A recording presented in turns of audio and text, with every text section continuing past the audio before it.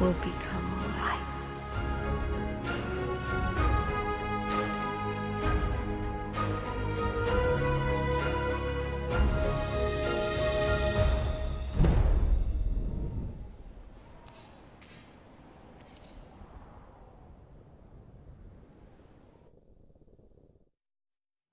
Tikilluaritsi tamassi tikilluaritsi Nunaatsinni isiinnaartut tikilluaritsi Nuuk International Film Festival tas 2018 nammassivoq ullumi tas oqaluttussaava oqarlinneq ammassoor filmiliortartut maani isiaqatigivarput nunavimingaanniit maannuumingaanniit aammaya kutskimingaanniit una oqallinneq filmi tungaatigut imiliornermi tuluttunnut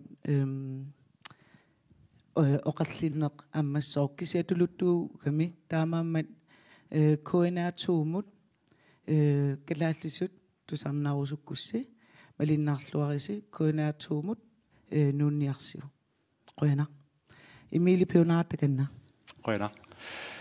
All right, welcome everyone to this panel talk at Nuuk International Film Festival, and especially also welcome to the viewers at home. We are very happy and a little bit surprised that we were able to do this very interesting talk live to the whole of Greenland and basically also to the whole world through the online platform on YouTube. So welcome to the viewers along the Greenlandic coasts, and of course welcome to the guests here in the audience, and mostly to the wonderful panel that we have for today's talk. My name is Emil. I'm from Nuuk originally, a film producer, and I've also had the honor of being part of the organizing committee behind Nuuk International Film Festival, which is in its second edition this year. The first one was last year, and we're hoping to gradually build on this concept to get more films and more filmmakers to join us here for this annual film festival in Nuuk. So it really makes a big difference, I think, also to be able to invite people from the rest of Greenland to be part of this event in Nuuk, which we hopefully can make into a national event in coming years. So I'm really happy and honored to be able to host this talk with you guys. As you've seen in the program for the film festival, the title of this talk is called Current Trends in Arctic Filmmaking, and that's what we will be talking about and debating with you here today. And I think that one obvious trend that you can see right from the start here is that we have in our program this year a significant majority of female directors' works, and we have a panel talk today with an entirely female panel. And I think that says something about the films that we make in the Arctic and about indigenous filmmaking in general, that we have really, really strong female artistic talent. This is something that happened without us really thinking about it. We have no quotas for gender balance and things that we talk about all the time in the Western world. So I think on that particular trend or on that particular issue, we are light years ahead of the Western world. And I'm really proud to be able to invite and host and present 5 amazing filmmakers from the Arctic, all women, to this panel. I think that's something we should applaud.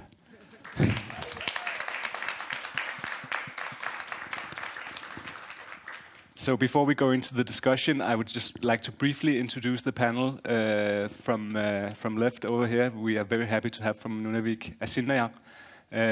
We are yet to see your film, which is called 3000. It is a short film, and it will screen tonight as part of the closing gala of Nuuk International Film Festival. And next to you is Lakuluk Williamson Bathory from Kalaallit. And we had the very big pleasure of seeing your film the day before yesterday. It's called Silab Budunga, or Silab Budua in Greenlandic, the whole of the universe. And we'll talk about that in a little while as well. And of course, Pipaluk, whom you already mentioned, you already saw. Pipaluk is the chairwoman of Film GL. She is also one of the driving forces behind this festival. But today, you're here in your capacity as a film director with a very big premiere tonight for your first feature film, Anori, which is the closing film at Nuuk Film Festival tonight. And it is also the first feature film from Greenland directed by a female director, so that's an accomplishment as well. Welcome to you. And Ruthi Montgomery Andersen, a producer here from Nuuk. Your film I Dance was screened the day before yesterday as well. And we're really happy to have you here in this panel as well. And finally from Yakutsk in Siberia or Russia, maybe you will need to clarify that in a little bit. Sadana Savina, an amazing producer, and we've had the pleasure of watching 2 of your films already at this festival. Aga, which was the opening film, and then yesterday, The Bonfire, which you produced. So welcome to all of you. I can't wait to get started, and to get started, I think we should just start by watching a short clip from KNR's film 3000, which is screening tonight at 6 o'clock. So if you can play it. It seems inconceivable as I live now.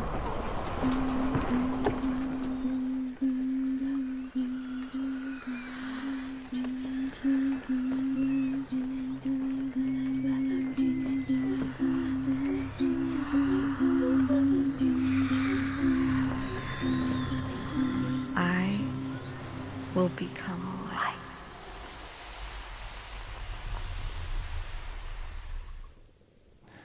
A very short clip, but a clip that still, I think, very much presents or represents the feel and the tone of the film. We're having this talk today mostly from an artistic point of view, whereas yesterday we were talking production structures. But I would just like to, if you can tell about the process of creating this film from archive footage and how you did that. Yeah. Well, I'm definitely happy that I'm on today's panel instead of yesterday's panel, because I'm definitely all about the artistic side. And working with the archives is amazing. I absolutely love doing it. It was such an amazing opportunity to learn more about myself and the people that I'm a part of, and to learn so many things by seeing.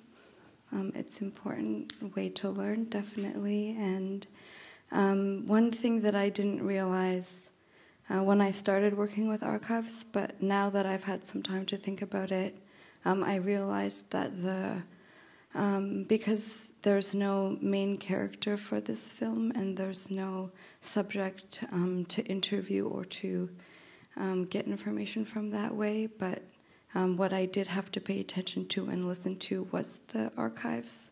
I watched all of the archives from the National Film Board that they were housing. I watched all of the ones that were labeled as Inuit, and it's like many hours of footage, and I watched them all twice, and I had to, the first time, and I had to watch them twice because the first time that I watched them, I was trying to put my own wishes onto them and trying to get what I wanted to see out of it, and it wasn't the proper approach, so I had to learn from that mistake and try again, and the second time I just watched them and listened to them rather than put my own wishes onto them.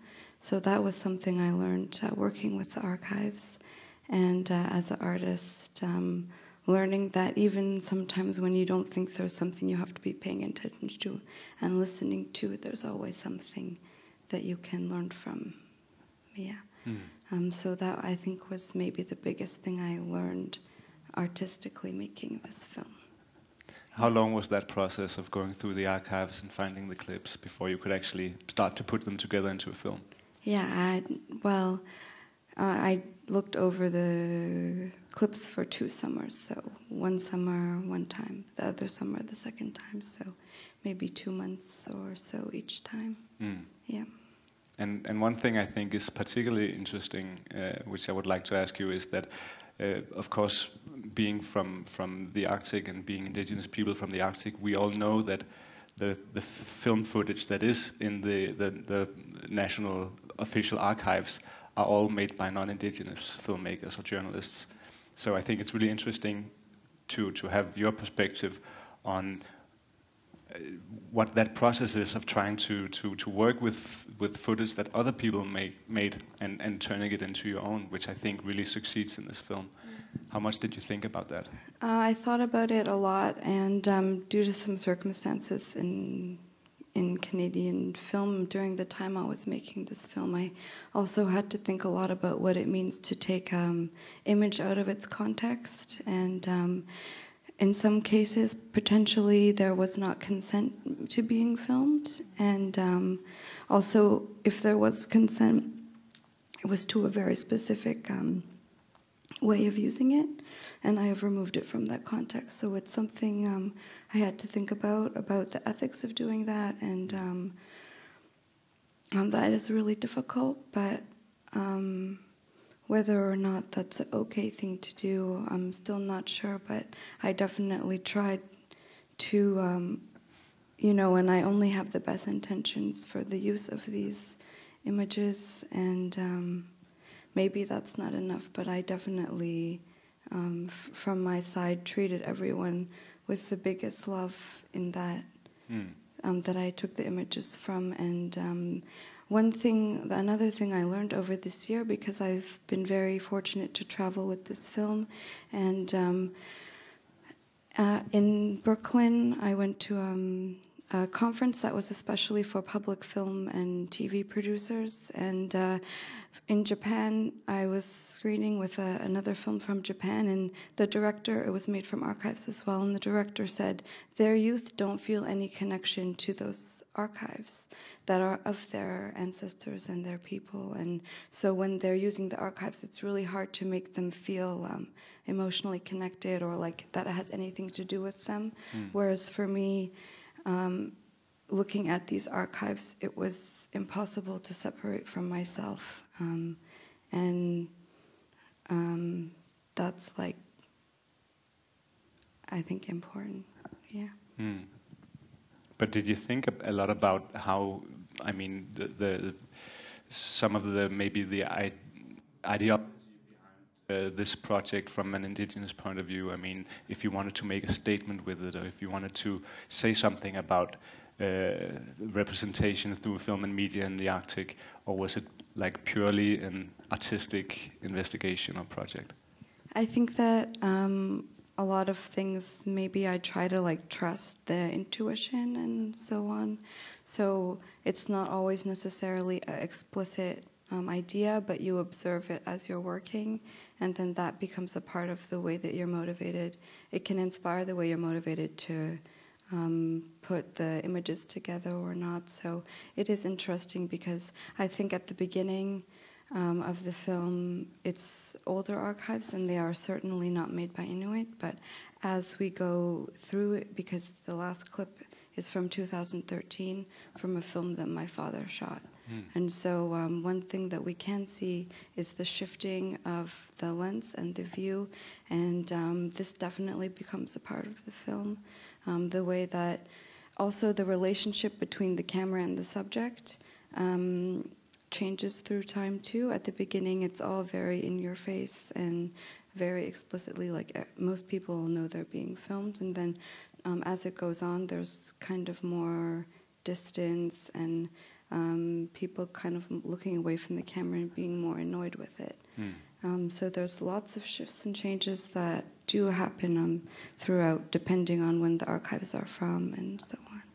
Yeah. That's an incredibly strong point, I think, and really something that also relates to this wave that we're seeing now about self-expression from indigenous filmmakers and artists in general. And I think that's really visible in your film as well, and I hope that as many people as possible will come and see it at 6 o'clock in Kalaallit. Thank you very much, Sinak. We'll come back to that a little later, I'm sure. But let's watch another clip now from Laguluk's film, Sila Budunga, and we'll discuss that with you in a few minutes.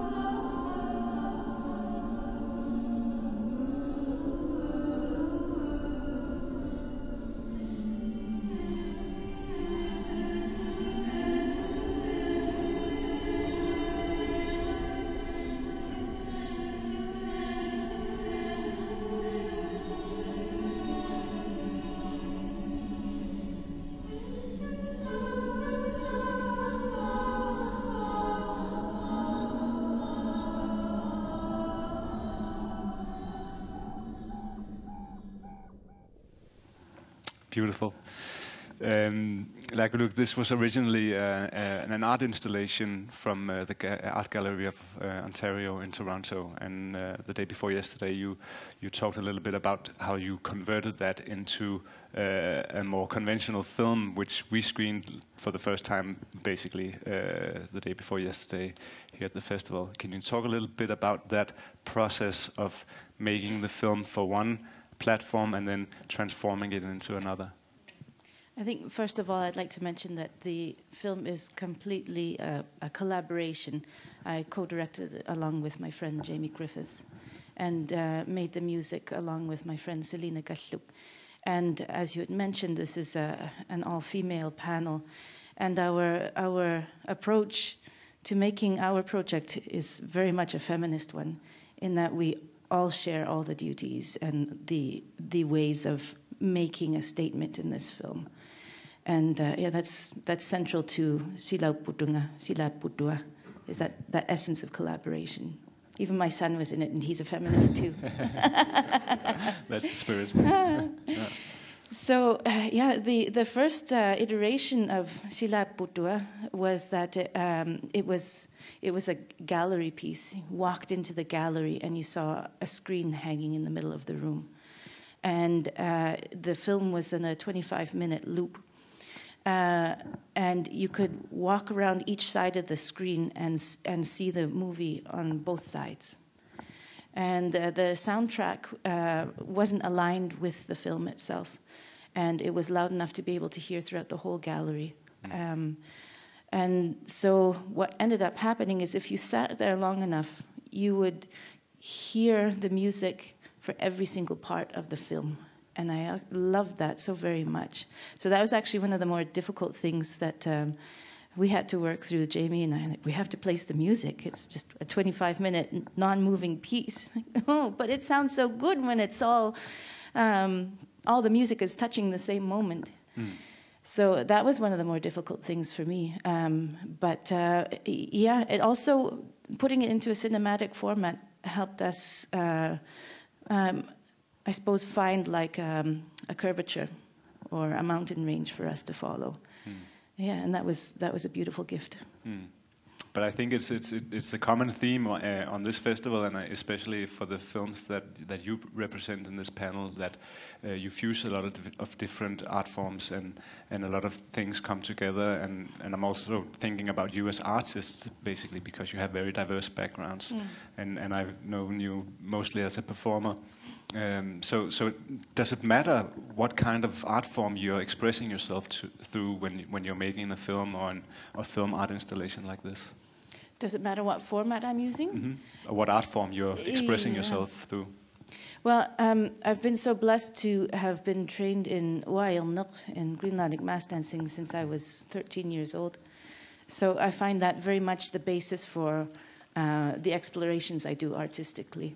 Not just in the actual performance of Ullutsinni, but in its values, and one of that being exploratory, and pushing myself to go past boundaries I thought were permanent. So in that way, I've been able to explore expressions, creative expressions in many different forms, and I love that. Again, because it presents so many opportunities to collaborate. So do you have any direction that you want to pursue from this point on? Do you want to work more on films, or is it just like a completely open field where you feel you can go in any artistical direction? Yeah, my husband and I sometimes argue about whether to have things planned linearly or to have them planned circularly. And I'm very much the type to, because I'm a mother, to have a nest of the things that I'm working on, and this nest brings things in instead of having goals. And I find that much more fruitful and meaningful for my family, as well as for my artistic practice, and for my husband as well. to be able to gather things instead of heading for goals. But we do have things up our sleeves. The next thing that we're going to be working on, a brand new thing, is a performance along with Jamie Griffiths and Selena Gadluk and a few others, where we're basically going to be playing with 3 factories. This is what I've started calling them. The performance factory that I'll be coming in and out of, and the light factory that Jamie is working on, and the music factory.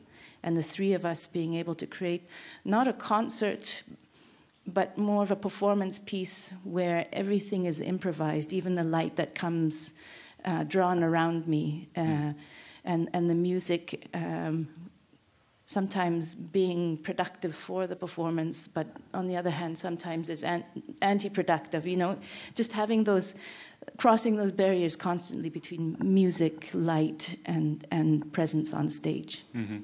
And what very interesting word you're saying, I think, is improvisation, which is also kind of what is happening with your film, at least in the art gallery scenario, where things happen more coincidentally, maybe because the audio and the video is not synced, or they work freely of each other.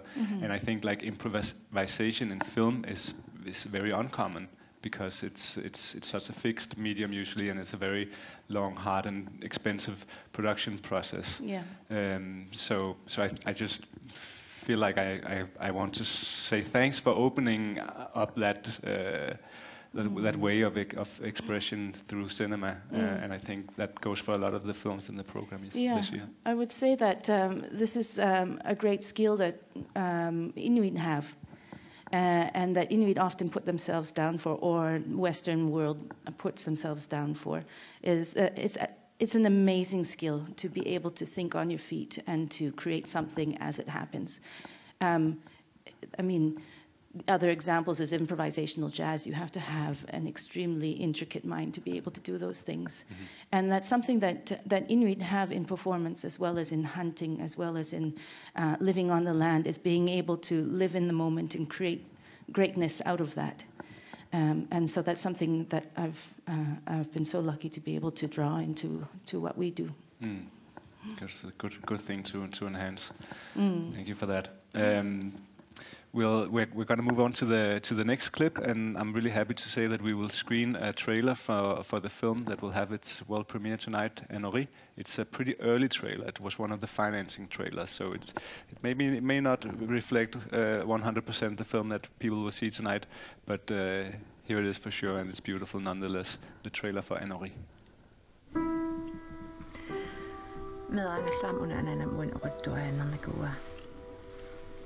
Univiasiaro inuner sidarsuarmalun ajungittuinna upperusukkay inuunitta ingerlanerani misigisassorsuornitsigut ingerlaqatissatsinnik inuunitsinni ujarlertarpugut inuunniulnartuqaqa miunerasissamallaqaan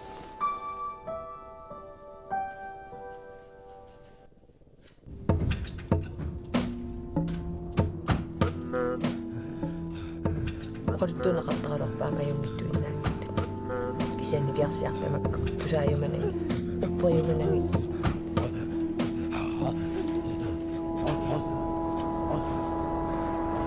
Nuk illuut tutollugiit aarsaa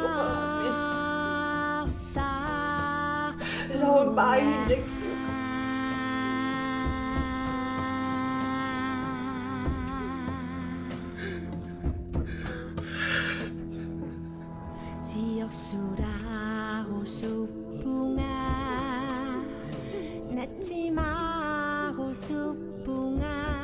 soon ananam oqultuatan naanarawan oqultuanisanaqa anarun oqultuasaannaa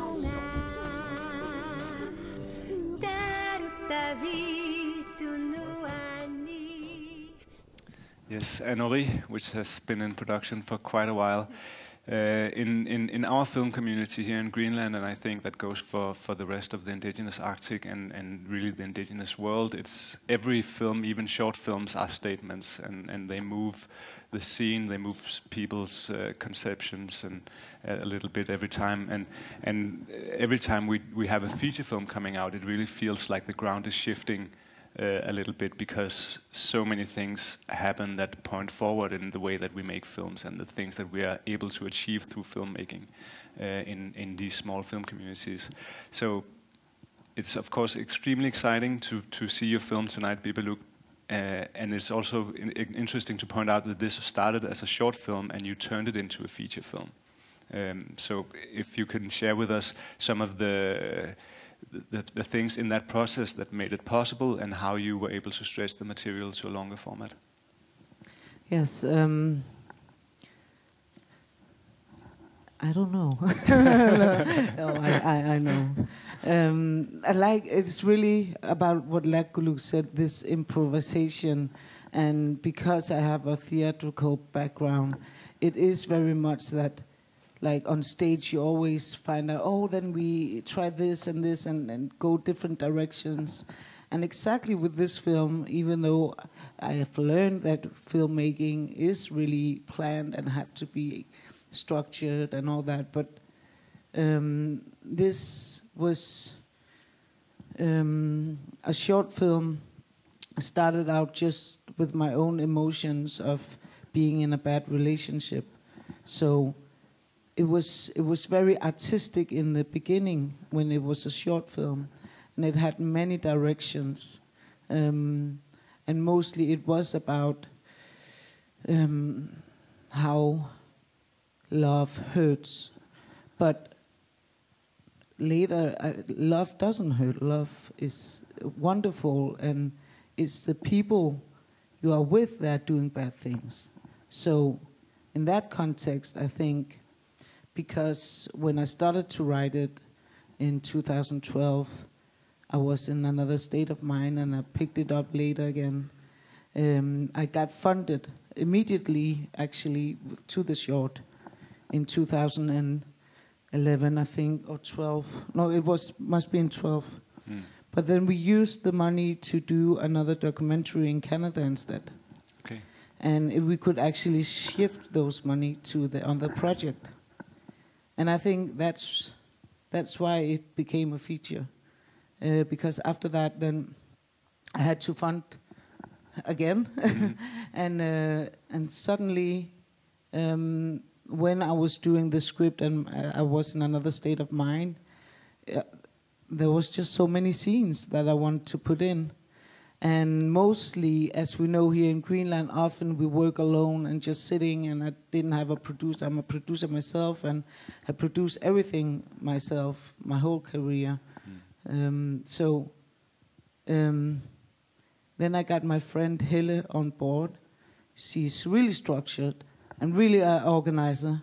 And then she just split up my script and just said, oh my God, you have 100 and something scenes. How should we do this? Is it a short? So, maybe not. But it's my cast and crew that did it to a feature film. They believed in it, and they wanted to do more with the material. They could see and know that the drama in the script has this feature drama, things like with the beginning, the middle, and the end, and it could work with a feature. So, yeah, we ended there because we got funded to another project. Yeah, and because you were open to the process and to the artistic process, I would say, of changing gear or changing horses in the midstream, or whatever cliche you can put into that movement. But I think the being able to make these kinds of changes in that process is a profound thing that we also see in that film. And it's very clear from the trailer we just saw that you have a very dramatic narrative and a clear story, a love story and a dramatic story, but that you also have some theatrical and more performative elements, dancing, and things that seem in the trailer to fit so naturally into that story. So can you tell us how you work with those different elements? Yeah, and again, it is really about when I have an idea, I just see it from the start to the begin or to the end. And I just, okay, then she have to move here, and then I go there, and then she have to dance, and then I see the clips already cut when I direct. So I think it had been a little hard with my actors, so just okay, and but it is, yeah, and I think the dance. If you see the last walk that I did, the short film I did last year, it has dance as well, and I just think this dance is maybe some kind of a kind of relief, and it's beautiful. And I work with people that are good dancers, and really can. Like, I will not be a dancer if I was in my own movie, right? But Nunaata have it in her, so why not use it to do it? I think so. Yeah, and maybe that's a good point, that as artists and filmmakers, you work from very different or maybe very versatile departing points. I mean, you're playmakers, you're film directors, you do a lot of different art forms, and it's the same with the talent that you have in the film that also have very versatile or diverse backgrounds and can do a lot of things. And it's about utilizing those talents. Are you nervous about tonight? Yes. I'm sure we will all be there to support you, and we're looking forward to seeing Anori finally after 6 years in the making. 7 years, yeah. Thank you, Bibaluk. Bueno. We're going to move on to the next clip, and we're going to we're going to dance. We're going to at least stay in the dance spectrum and see a short clip from the documentary film I Dance. You're constantly being barraged by everything, sound, sight, visual. You're affected by so many things on a constant basis. So it's extremely important for you to find who are you, why are you, and what are you to this? Answer those questions and stay true to those answers on your journey, no matter what. Identitet, det er et spørgsmål om, hvem er jeg? Så min identitet, den er, jeg ved ikke helt, hvem jeg er. Ja, det ved jeg ikke helt. Det er svært at forklare. I want to know more about my identity. I don't think I will learn about myself because I'm not interested in that so much about myself, but about my friends, yeah. Det er et svært spørgsmål. Hvad der gør mig til mig? What we want to do with this workshop is that we would like for you guys to bring your personality to the choreography. Yeah? So we want to teach you the choreography, but then we want you guys to bring your personality to lift it up. It's about your identity. It's about finding out, who am I? How do I dance? How do I move? What do I think is cool? What do I want to enhance? It's about giving back to the society and the culture and giving back to the country that has given me so much. I grew up here, so I want youth to have the same chance and more than I had when I was a youth. Because when I began dancing, there was no dance school. There was no dance studio. There was almost no dance performances in Greenland whatsoever. So this is also me trying to say that, okay, I was just lucky because I have a mother who used to dance, and I said, Mama, teach me how to dance. So I Dance was screened the day before yesterday in the short film program here, and it has a Norwegian director, Maida Hals, but you produced it, Rutti, and I remember this project that you did 3 years ago at Nuuk Nordisk Kulturfestival. And I think there's a nice line in the works that we've seen coming into this clip that is also all about expression through arts and not necessarily just one art form. So if you can talk a little bit, and also especially since you're very well known here for your work with the young people and to empower them through dance and through your dance school, why is it important to discuss your identity in art contexts? I think to be an artist, but also to be a person, you have to be able to kind of know yourself, but also to reach out to yourself and to accept yourself. And when you're working, I've worked for many years as a midwife in the community. I've also worked at the university, and I've worked with the children and youth in the dance school. So I've had a lot of contact with people, and I've had a lot of contact with young people and people wanting to go forward. And therefore, I feel like it's not enough to teach young people to dance, but it's important that if I can give them something that is, of course, that their bodies are doing well, but it's also this kind of understanding that it's yours and you can do with it what you want. And dance, once it's been learned, nobody can take it from you. Anything you learn and internalize cannot be taken from you. So therefore, for me, it's not enough just to learn the movements, but also identify with what do I want to do with this. How does this touch me as a person? And especially with a lot of these young people, they can't dance ballet alone. They have to know something about their culture, about their identities, and then they have to find out what it is they want to use it for. Can you now? We've only seen a short clip here, but can you talk a little bit more about how you did that concretely in the project? How you worked with trying to have the dancers find themselves in their movements or in their choreography? Well, we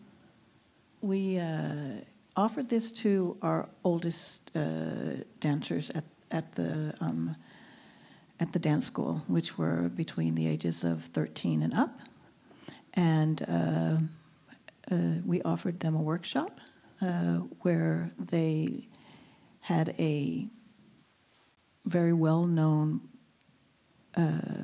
dancer come in and work with them, and that made them want to come in because he's well known. He's danced for Michael Jackson and for Beyonce, and so they were like, "Wow, this is really cool." And so we offered them to come in, and we had about 15 young people, and we worked with them on this equal things of strengthening their bodies, of giving them choreography, and speaking with them about identity and speaking with them about how they saw themselves. So this is the project itself, and in order to ensure that this was documented, then we thought this is something we need to document. We need to make sure that it's not just these young people here, but maybe it can go out and inspire other young people or inspire our community to actually invest more in dance or invest more in culture. So that's how the idea of the film came, because it was needed. Yeah. And I think that's truly a point of reference for us as well as to how we can empower young people through filmmaking and give them something that they can have with them always in that skill to express themselves. So I think that's a very, very relevant point. We're going to move on to also be able to have a bit of time for discussion, and we'll see the next clip, which is the trailer for a new film from Yakutsk, which is called The Lord Eagle, and afterwards we're going to talk to the producer Sadana Savina.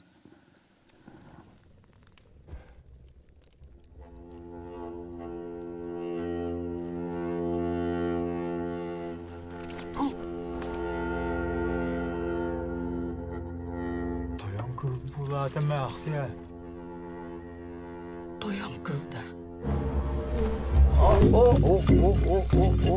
En kırasılcangan günler uyaların tıpı debekken. Ve toyan iki toyan kılı yakı budu.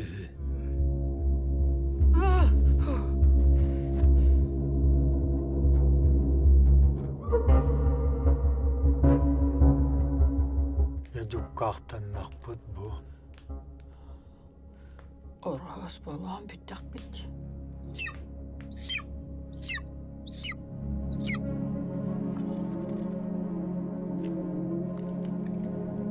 Ocak çoğustar kıhına hatta gisiyettigi dir bollağıdı. Kırıcı gayı kığılay bit.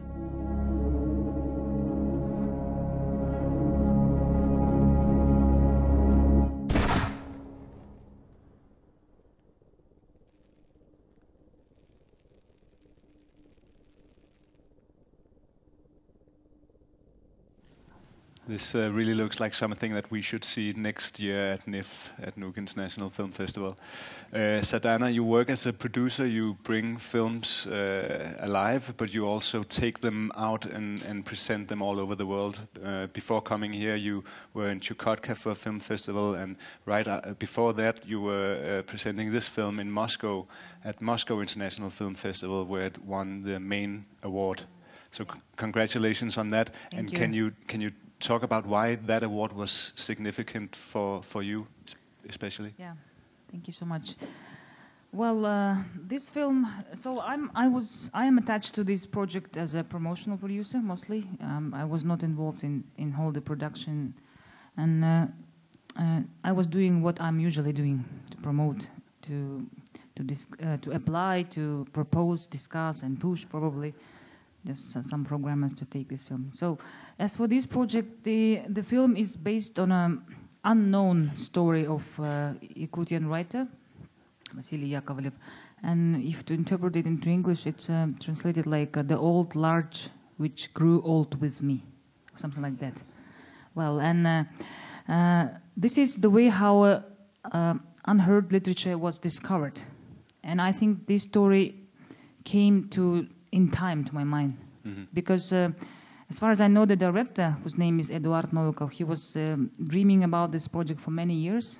And that time when he was thinking about this project, it was not, he was not, and local filmmakers were not ready technically, because this is sort of combined shooting. The eagle was shot in another area because we don't have this so-called dressed like handy eagles. These are wild animal. This is wild animal, and they found a person who is keeping eagle somewhere in Kyrgyzstan. It's a totally another place, and they shoot eagle there, and then combine this another. We actors are in Yakutia. Mm.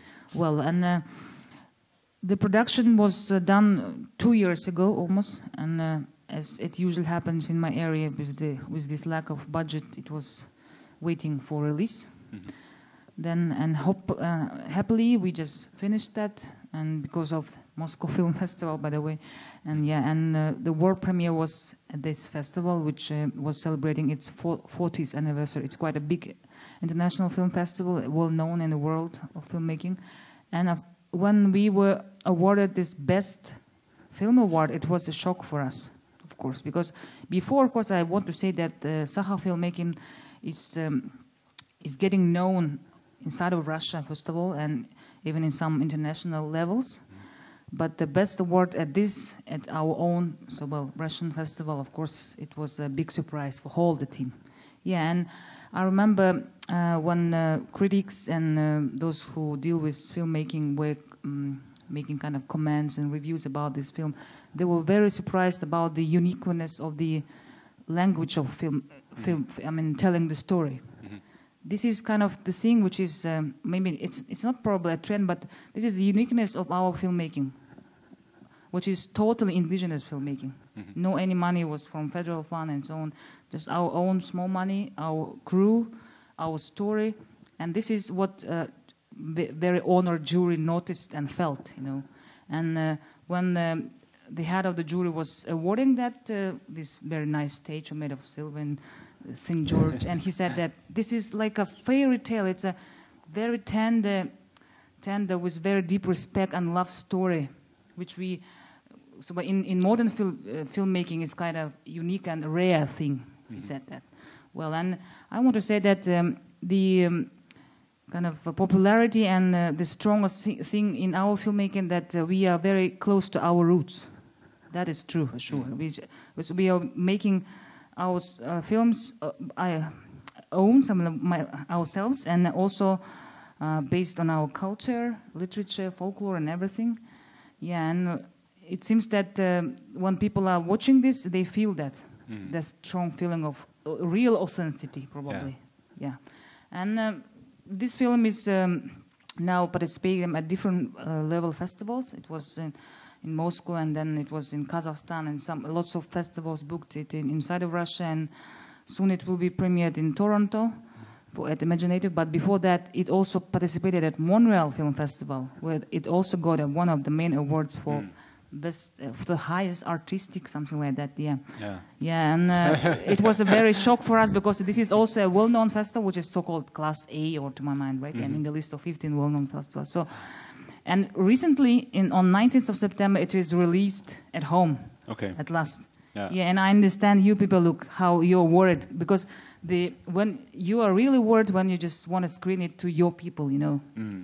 Not at international festival, but to your people. Yeah. So, and I remember Edward was very like, so how will my viewers accept this film? But everything is okay.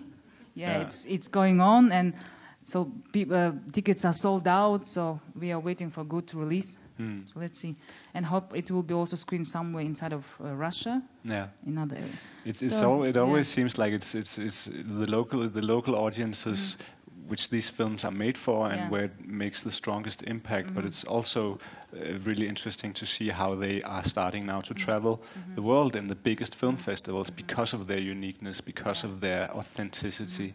And sometimes I feel that the hardest barriers to break are the ones within our own countries, basically, to be able to, for a Greenlandic film, to have a proper release in Denmark, for a film from your community to be presented at the biggest film festival in Moscow.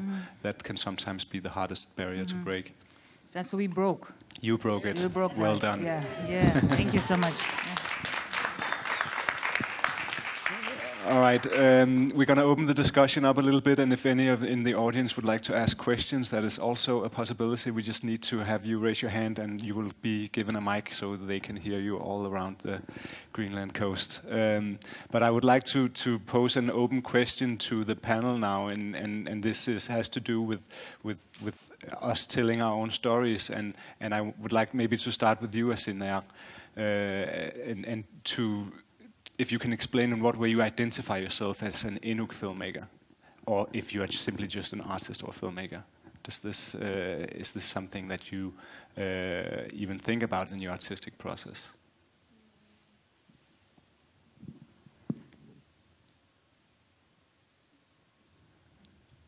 I think about it. I guess I think less. Like where I come from, I try to come from. Like ways of working and thinking, like as much as I can and know how to within Inuit philosophy. That's what I guess I aspire to, and so I try to come from there. And then the primary people that I want to speak to are my fellow Inuit.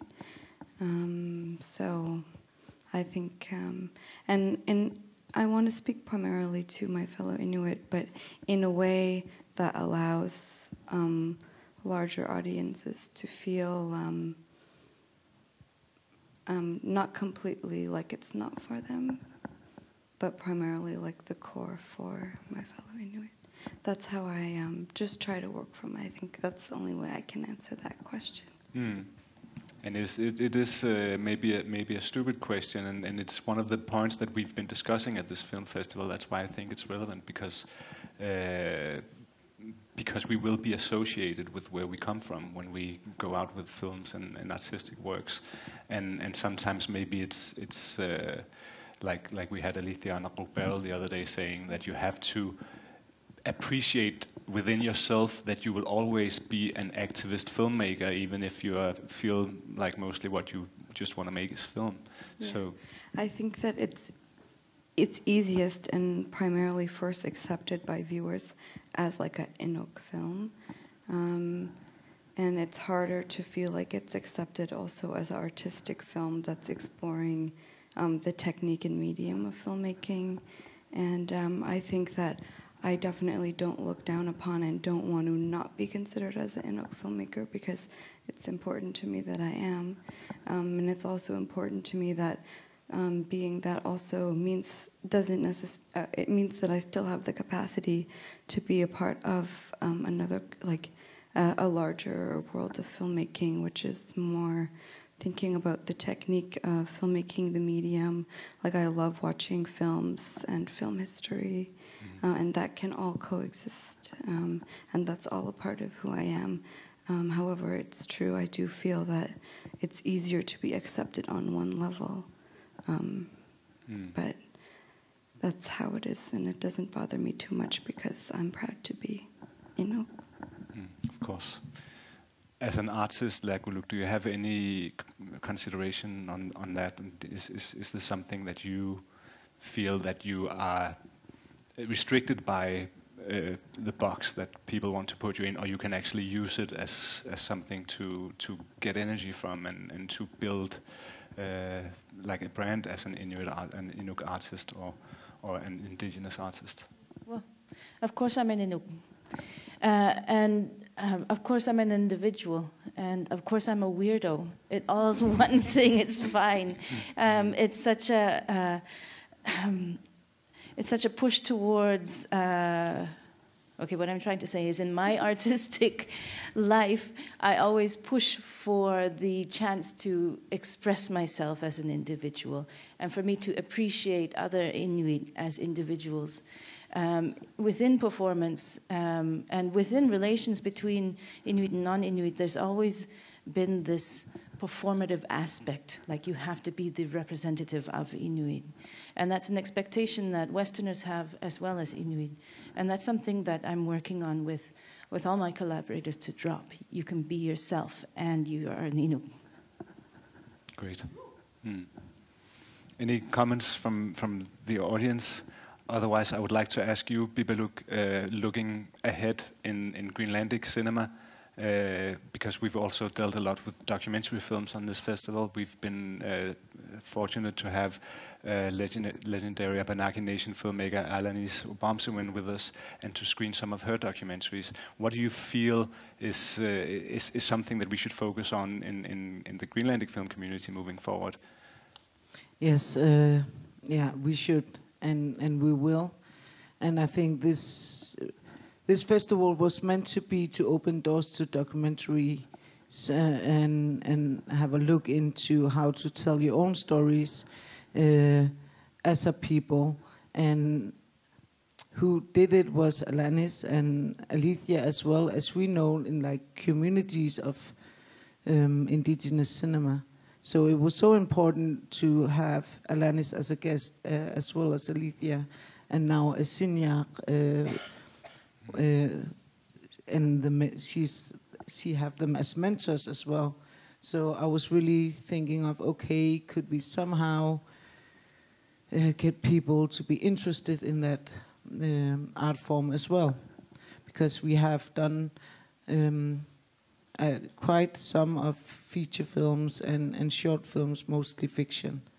So I'm looking forward to open the film workshop that we have here in Nuuk, and it's open for everyone. Like if you are going in GU in Asiat or something and you come through here, please. This is one door. It's an open door for anyone who have an interest in filmmaking. On, of course, documentaries. I hope that the youth will see it as it's a power tool to tell your story. So yeah.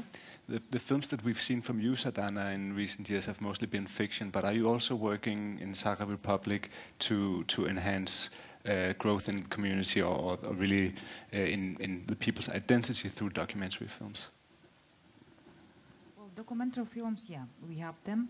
But the thing is that documentary films inside of our country don't have such active theatrical release. People are just learning to watch these films, documentary ones. And recently we had a very nice film which is called Genesis 2.0. It's a co-production and co-directing of our local filmmaker and a well-known Swiss, to my mind, filmmaker, Christian Frey. And it's about mama's bones and tusk extracting with the melting of this Arctic. But there is two stories. One of them is about hunters, usual local people, indigenous men who are just try to find these bones to sell them. And another part is scientific about cloning. The thing is that documentaries, quite expensive, of course, project documentary ones. And the problem is that why we usually make these fiction stories, feature ones, but not documentaries. It, of course, comes with the financing, but also it's a very hard work in a documentary because you have to work much with archives, footage, and so on to get ready to make these things, and also how to distribute this film. This is one of the weakest things to my mind. Yeah, we have to, of course, try to make and then release inside of Republic, and probably then let's see, because there are some steps are now, and I see that there is interest in documentary films. Yeah. Great. We have run out of time for this panel talk and have to say goodbye at least to the viewers at home. But I think one thing that can sum this up and coming from where you ended with documentaries is that the genres really bend when it comes to Arctic indigenous cinema and indigenous cinema as a whole, and we can be filmmakers and artists in whatever right that we want to be. And I think that's really a hope and a promising thing to say to wrap this up. Thank you so much for being on this panel, Ruti and Sadhana. Thanks for watching at home, and please, the rest of you, enjoy the last day of Nuuk International Film Festival. Thank you.